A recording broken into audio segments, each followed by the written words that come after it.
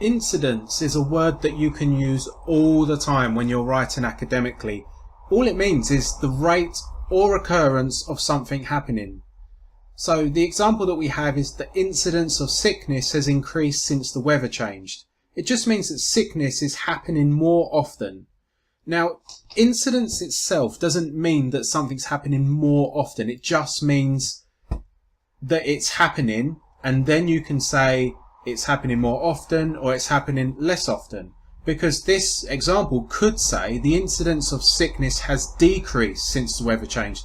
It just means that something is happening, and then you need to describe it's increasing or decreasing. So incidence, as you can imagine, fits very nicely into most things that you're trying to say. This is a word you can use over and over again in your academic studies.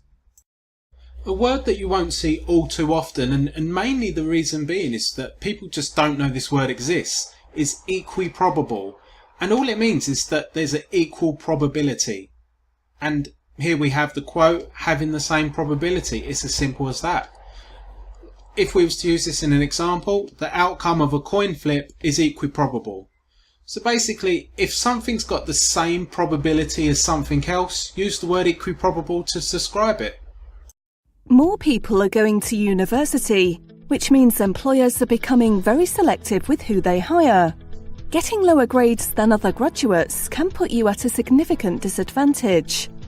Wise Owl Research has been making a big difference to students' grades.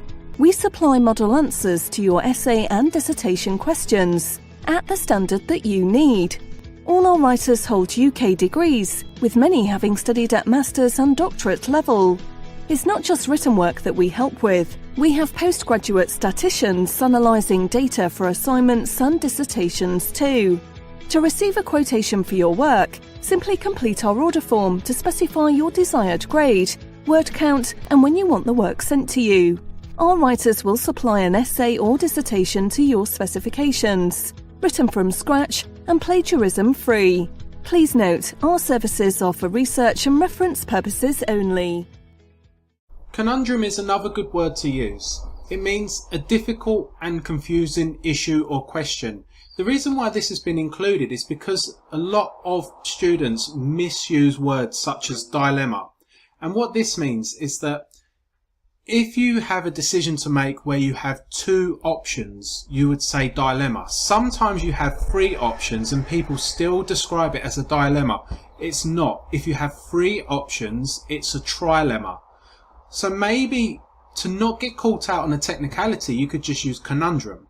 And an example of this is, I have a conundrum. Do I take a gap year next year or graduate next year? All it means is that if you have a conundrum, you've got a decision to make, and it's quite difficult coming up with an answer or solution. Homogeneous is a word that you probably won't get to use too many times, but it does look quite good when you use it. It means consisting of people or parts that are the same. And a good example of using this word is companies are price takers in homogeneous markets. And what that means is that if you consider the airline industry, most airline companies are very similar to one another. That means it's homogeneous.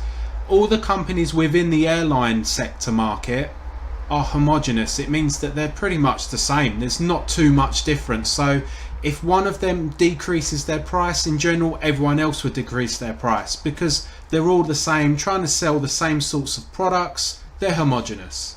Recourse is an excellent word to have in your vocabulary because it pops up quite a lot, and there will be a lot of opportunities while you're studying your degree to use this word. The definition is a source of help in a difficult situation.